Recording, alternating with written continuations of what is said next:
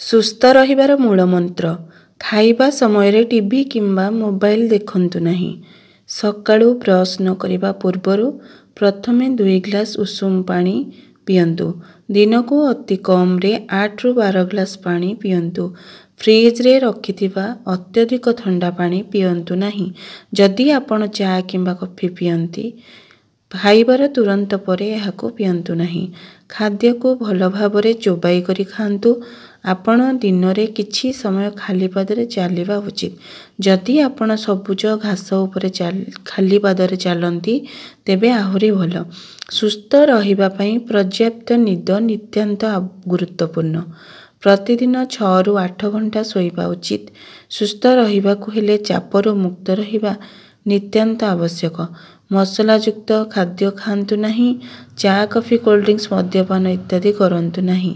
ଖାଦ୍ୟରେ ସଠିକ୍ ପରିମାଣର ଫାଇବର ନିଅନ୍ତୁ।